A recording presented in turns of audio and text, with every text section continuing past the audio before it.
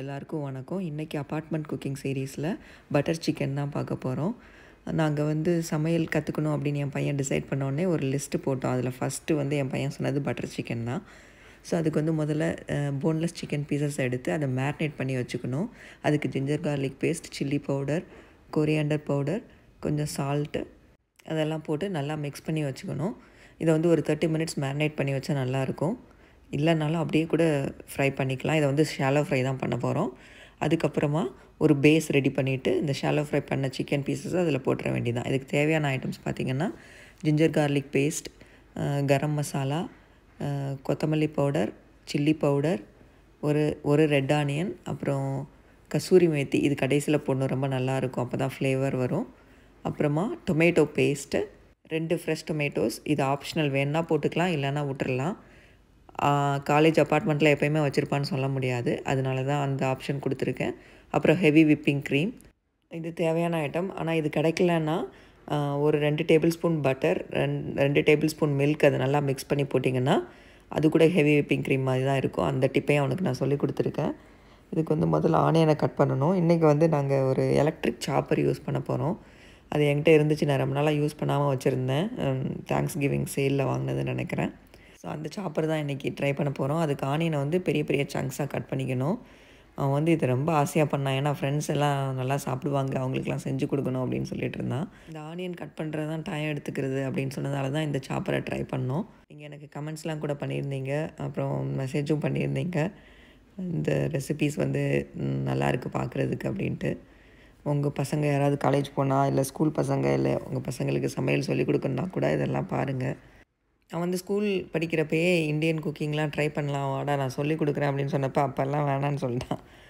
போய் காலேஜில் கஷ்டப்பட்டு அங்கே இருக்கிற ஃபுட்டு பிடிக்காமல் சாப்பிட முடியாமல் போனப்போ தான் அதோட அருமை தெரிஞ்சிருக்கு. அதனால் லீவ் வந்தோடனே கேட்டது இந்த விஷயந்தான், எனக்கு சமையல் கற்றுக் கொடுங்க, நான் எப்படியாவது கற்றுக்கணும் அப்படின்னு சொல்லிட்டு. ஸோ அதுவும் நல்ல பிகினிங் தான். ஸோ இந்த ஆனியனை பெரிய பெரிய சங்க்ஸாக கட் பண்ணிவிட்டு இது மாதிரி உள்ளே போட்டுட்டு இதை வந்து அப்படியே ரன் பண்ணிட வேண்டியதான். இது மாதிரி தான் அந்த பீசஸ் வந்தது. அதுக்கப்புறமா தக்காளியுமே அதிலேயே போட்டு அப்படியே ஸ்மாஷ் பண்ணியாச்சு. தக்காளியெலாம் நல்லா வருது. ஆனியன் வந்து கொஞ்சம் நேரம் பீட் பண்ண வேண்டியிருக்கு. பட் இது ஈஸியாக தான் இருக்குது, அதை வந்து எடுத்துகிட்டு போகிறேன் அப்படின்னு சொல்லிட்டான். ஸோ அந்த தக்காளியுமே ரெடி பண்ணி முடித்தாச்சு. இப்போது முதல்ல வந்து சிக்கனை சாட்டே பண்ண போகிறோம். இது வந்து 1 பார்ட் மீலாக பண்ணலாம், ஆனால் இன்றைக்கி வந்து எங்களுக்கு ரொம்ப லேட் ஆகிடுச்சு, எல்லாேருக்கும் பசிச்சிருச்சு. அதனால் சாட்டே பண்ணுறப்பயே அந்த பேஸையும் ரெடி பண்ணிட போகிறோம். கொஞ்சமாக ஆயில் ஊற்றிட்டு அந்த மேரினேட் பண்ணி வச்ச பீஸ் எல்லாம் போட்டு ஷாலோ ஃப்ரை பண்ணிக்க வேண்டியதான்.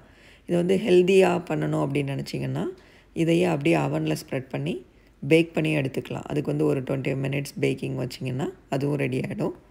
இன்றைக்கி வந்து நாங்கள் ஷாலோ ஃப்ரை தான் பண்ண போகிறோம். அவன் வந்து நான் அவனில் கூட பண்ணிக்கிறேன் அப்படின்னு சொன்னான். ஸோ இந்த பேஸ்க்கு வந்து முதல்ல பட்டர், மெயினாக பட்டர் தான் தேவைன்னு சொன்னேன் இல்லையா, 2 டேபிள் ஸ்பூன் பட்டர் போட்டு அது நல்லா மெல்ட் ஆனவுடனே அது கூட ஆனியன், நம்ம கட் பண்ணி வச்ச ஆனியனை போட்டு, சாப் பண்ணி வச்ச ஆனியனை போட்டு சாட்டே பண்ணணும்.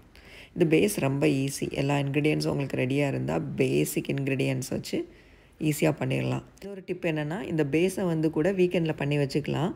பண்ணி வச்சுட்டு அதுக்கப்புறமா நீங்கள் வீக் டேஸில் டைம் இருந்ததுன்னா அதை எடுத்துகிட்டு சிக்கனை வந்து சாட்டே பண்ணி இல்லை பேக் பண்ணி கூட சேர்த்துக்கலாம். பன்னீர் சேர்த்துக்கலாம். அவங்க ஊரில் வந்து இந்தியன் கிராசரி ஸ்டோரே இல்லை. சப்போஸ் பக்கத்து ஊருக்கு போய் வாங்கிட்டு வந்து இந்த ஃப்ரோசன் பன்னீர்லாம் வாங்கி வச்சுக்கிட்டா அது கூட பண்ணிக்கலாம். இப்போ ஃபஸ்ட்டு பேட்ச் சிக்கனை வந்து சாட்டே பண்ணி முடித்தாச்சு. அதனால் அடுத்த பேட்சை வந்து ஸ்ப்ரெட் பண்ணி வச்சுருக்கோம். இங்கே வந்து ஆனியன் ஃப்ரை ஆகிட்டுருக்கு. இதில் இப்போ ஜிஞ்சர் கார்லிக் பேஸ்ட்டு ஆட் பண்ணிக்கணும். இதோட மெஷர்மெண்ட்ஸ்லாம் நான் கொடுத்துருக்க ரெசிபி கார்டில் நீங்கள் பார்த்துக்கோங்க. அது வந்து சாட்டே ஆன உடனே அதுக்கப்புறமா அதில் நம்ம அரைச்சி வச்ச அந்த டொமேட்டோஸை சேர்த்துக்கணும். நான் ஏற்கனவே சொன்ன மாதிரி இது ஆப்ஷனல் தான், வேணான்னா ஸ்கிப் பண்ணிடலாம். இங்கே சிக்கன் வந்து குக் ஆகிட்டுருக்கு. அப்புறம் இது குக் ஆகி முடிஞ்ச உடனே இது கூட வந்து இப்போ டொமேட்டோ பேஸ்ட் சேர்த்துக்கணும், 2 டேபிள் ஸ்பூன் டொமேட்டோ பேஸ்ட்டு. இது வந்து நல்லா அந்த திக்காக கிரேவி கன்சிஸ்டன்சி வர்றதுக்கு யூஸ்ஃபுல்லாக இருக்கும். அப்புறமா chilli powder, coriander powder, turmeric powder இதையும் சேர்த்து நல்லா வதக்கிட்டு தண்ணி ஊற்றி நல்லா குக் பண்ணணும். அப்போ தான் அந்த மசாலாலாம் சேர்ந்து அந்த மசாலா வாடை எல்லாம் போய் நல்லா கிரேவி குக் ஆகி வரும். அப்புறமா இது கூட கரம் மசாலா பவுடர் கடைசியில் சேர்த்துக்கணும். சேர்த்துட்டு உங்களுக்கு கிரேவி எந்த கன்சிஸ்டன்சியில் வேணுமோ அந்த அளவுக்கு தண்ணி ஊற்றிக்கோங்க. தண்ணி ஊற்றி அதை லூஸ் பண்ணிக்கோங்க. அதுக்கு முன்னாடி அது கூட யோகர்ட் கூட சேர்த்துக்கணும். இதுவும் ஆப்ஷனல் தான். நான் எங்களுக்கு வந்து அந்த யோகர்ட் சேர்த்தா பிடிக்கும், அதனால் யோகர்ட் சேர்த்துக்கிட்டோம். ஸோ எவ்வளோ தண்ணி வேணுமோ அவ்வளோ தண்ணி ஊற்றி அந்த கிரேவி கன்சிஸ்டன்சிக்கு கொண்டு வந்துட்டு சால்ட்டு சேர்த்துக்கோங்க. இப்போது நம்ம இந்த ஃப்ரை பண்ணி வச்ச அந்த சிக்கன்ஸ் எல்லாம் இது கூட ஆட் பண்ணிட வேண்டியது. அந்த மசாலா நல்லா கொதித்து வந்தவுடனே இந்த சிக்கனை இது கூட ஆட் பண்ணிவிட்டு கொஞ்சம் நல்லா மிக்ஸ் பண்ணி விடுங்க. ஒரு 2 நிமிஷம் அது கூட குக் ஆகட்டும். அப்போ தான் அந்த மசாலாலாம் அந்த சிக்கன் பீசஸ்குள்ளே நல்லா இறங்கும். அதுக்கப்புறம் எல்லா சிக்கனையும் ஆட் பண்ணிவிட்டு இதில் கடைசியில் கசூரி மேத்தியை வந்து க்ரஷ் பண்ணி போட்டுருங்க. அதுதான் நல்ல ஃப்ளேவர் கொடுக்கும். அப்புறம் கடைசியில் இறக்குறதுக்கு முன்னாடி ஹெவி க்ரீம் ஒரு 1/4 கப்பு இல்லை 3 டேபிள் ஸ்பூன் சேர்த்துக்கோங்க. உங்களுக்கு எவ்வளோ க்ரீமியாக வேணுமோ அதுக்கேற்ற மாதிரி சேர்த்துக்கோங்க. சேர்த்துட்டு இதை மிக்ஸ் பண்ணிவிட்டு ஆஃப் பண்ணிட வேண்டியதான். ஹெவி க்ரீம் சேர்த்த பிறகு ரொம்ப நேரம் குக் பண்ண வேணாம், ஏன்னா அது வந்து ஒரு மாதிரி கசப்பு டேஸ்ட் ஆகிடும். ஸோ அது சேர்த்த உடனே ஒரு 30 செகண்ட்ஸில் ஆஃப் பண்ணிவிடுங்க. கடைசியில் ஒரு பிஞ்ச் ஆஃப் சுகர், அது ஆப்ஷனல் தான், உங்களுக்கு வேணும்னா சேர்த்துக்கோங்க. இன்றைக்கி நாங்கள் இது ஒயிட் ரைஸ் கூட தான் சாப்பிட்டோம்.